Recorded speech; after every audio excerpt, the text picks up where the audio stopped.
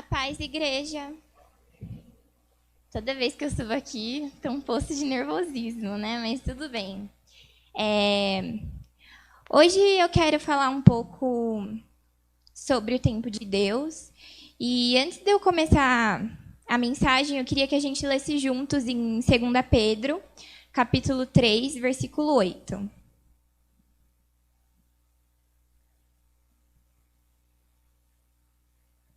Não se esqueçam disto, amados. Para o Senhor, um dia é como 1000 anos e 1000 anos é como um dia. Bom, a gente sabe que o tempo de Deus é diferente do nosso, né? O presbítero Hélio, ele até falou um pouco disso no domingo, sobre o tempo de Deus e o tempo do homem. E quando ele falou isso no domingo, eu lembrei de uma pregação que o pastor Aguinaldo já tinha falado sobre isso. E aí eu fui lá no blog fuçar para estudar um pouco.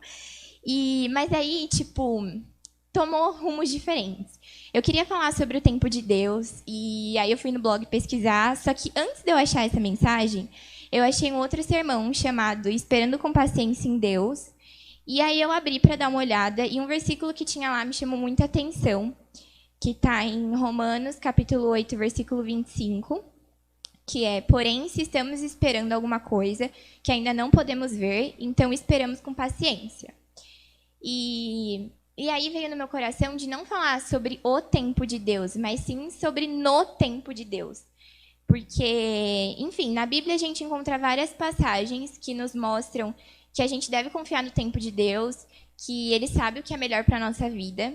E uma vez a Duda pregou aqui em cima que a gente deve confiar em Deus porque os projetos dele para a nossa vida, para a vida daquele que é fiel, é muito maior do que os nossos projetos, muito maior do que os nossos sonhos.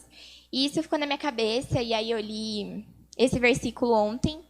E, enfim, senti que era disso que eu precisava falar hoje. E é muito diferente falar sobre isso, porque eu sou uma pessoa muito controladora, imediatista, ansiosa. Então, esse negócio de espera é difícil.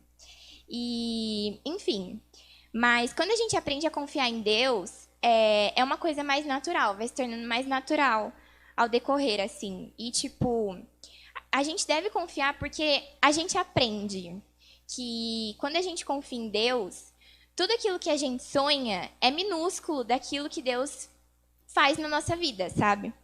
E eu vejo esse processo da gente se entregar totalmente a Cristo e entregar os nossos sonhos, os nossos objetivos, os nossos projetos para Ele também, como um processo de reconhecimento da redenção, porque quando a gente para pensar na redenção e se a gente entende que a gente foi salvo, foi liberto e que foi uma prova de amor absurda, assim, Deus deu seu único filho para morrer por nós na cruz, para a gente se reconectar.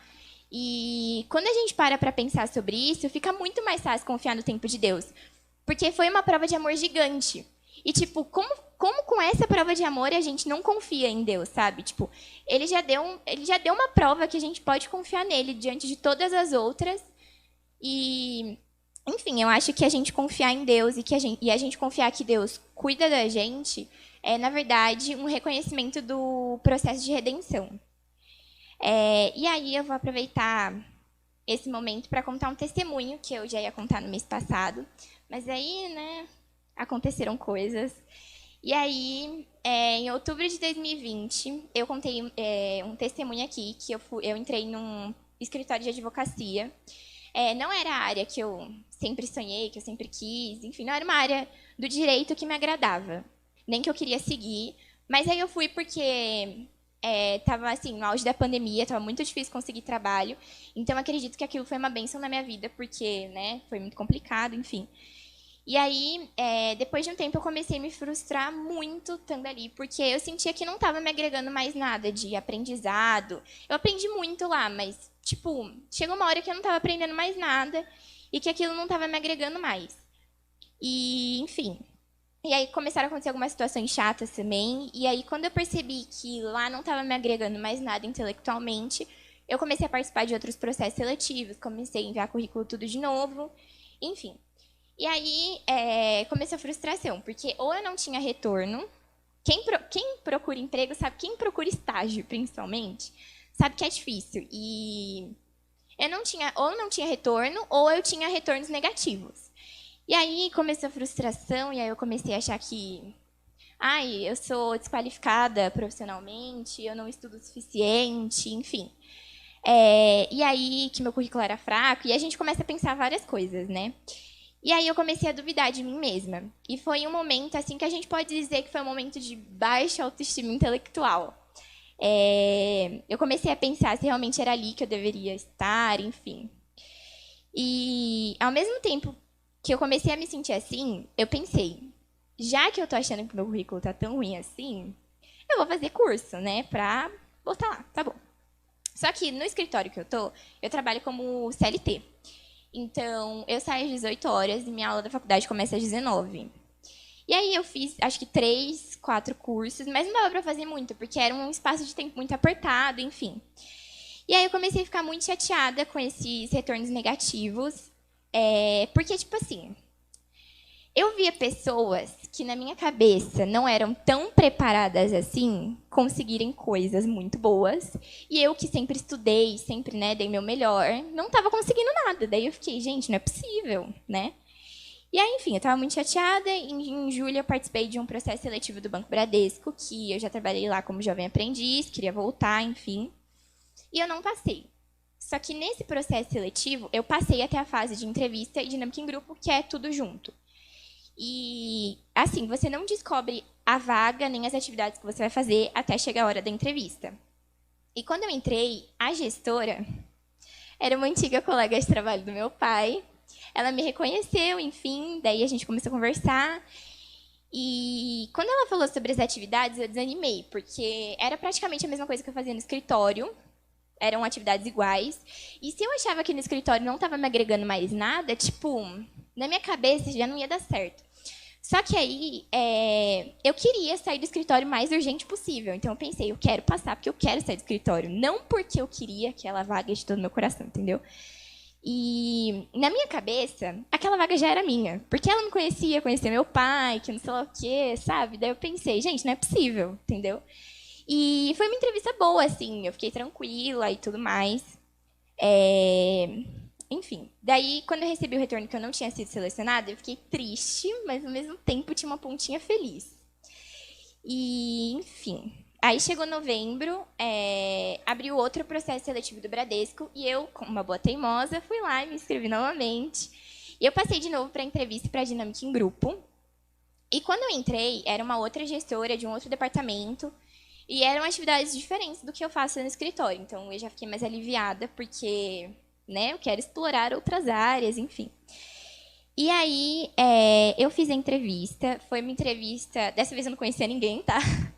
Foi uma entrevista muito boa. Na verdade, foi a minha melhor entrevista, dinâmica em grupo. Eu tava muito leve. Porque normalmente a gente fica meio nervoso e tal, mas nessa eu tava zero nervosa. Tanto que eu comentei com a Alif, comentei com alguns amigos na época, que nem parecia que eu tava numa entrevista, porque foi tudo super tranquilo. Na verdade, todo mundo tava tranquilo lá. Então, foi super de boa. E, enfim... Daí, eu passei nessa. E eu fui aprovada para essa vaga de estágio. E aí, quando eu recebi o e-mail da aprovação, eu fiquei tão, sabe, tipo, será que é real? Será que não é? Será que eu tô imaginando... Eu li o e-mail, juro, eu li o e-mail umas 10 vezes para ver se eu tava lendo certo.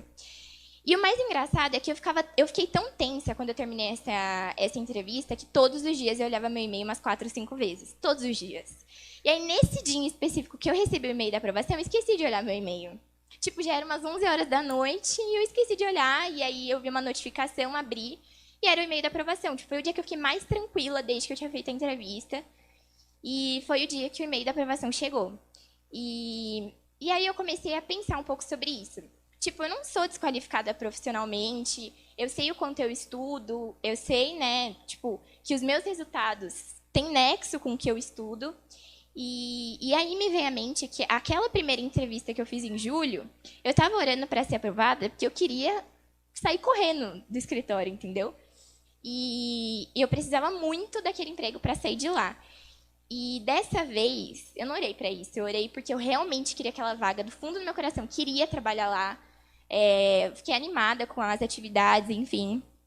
E eu orei pedindo a Deus que, se fosse a vontade dele, era para ser meu, e se não fosse, tudo bem. Tipo, eu ia continuar e outras oportunidades iam aparecer até chegar a minha hora. E o engraçado é que eu queria muito ser aprovada nas duas vezes, mesmo que com intenções diferentes. E eu orei muito nas duas vezes, mas eu, tipo assim, Deus sabia que se eu fosse aprovada na primeira vez, talvez hoje eu não estivesse realizada profissionalmente, porque eu não queria trabalhar com aquilo, entendeu? E, tipo, ele sabe das vontades do nosso coração, do nosso pensamento, porque em momento nenhum, nas minhas orações, eu falei que eu queria ser aprovada lá só para eu sair correndo do meu emprego atual. Eu não falava isso. Mas Deus sabe dos nossos pensamentos, Deus sabe do nosso coração, das nossas intenções, né? E é isso, tipo, os planos de Deus, eles sempre são maiores que os nossos. Então, se alguém estiver precisando ouvir isso essa noite, confie em Deus, porque ele já provou o tamanho do amor dele pela gente. Então, acho que confiar não é tão difícil diante, né, de tudo. E aí, eu fiz uma lista de 4 coisas do que a gente precisa, né, enquanto a gente espera a nossa promessa, enquanto a gente espera o cumprimento da nossa promessa.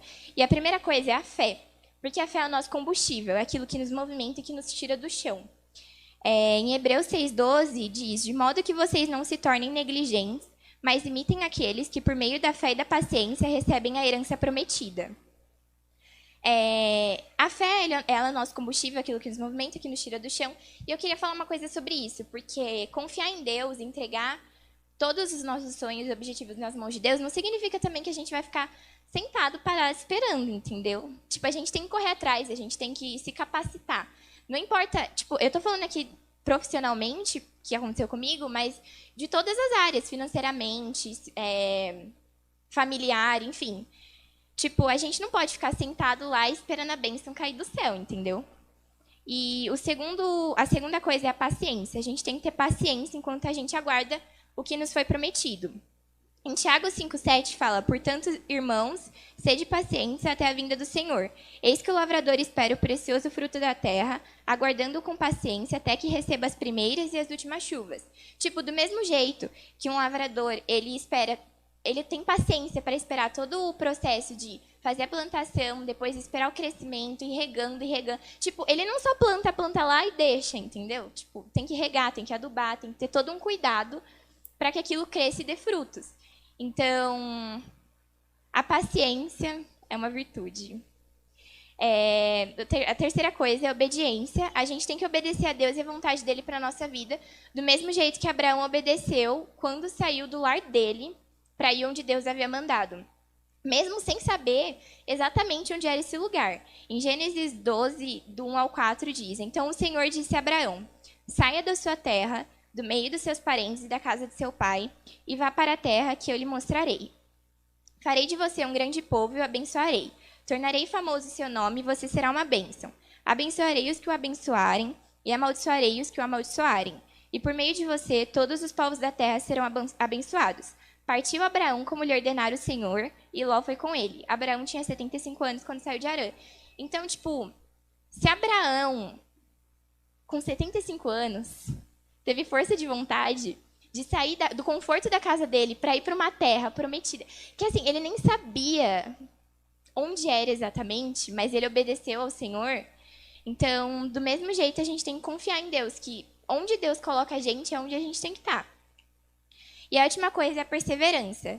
A gente não deve desistir, mas sim ter constância.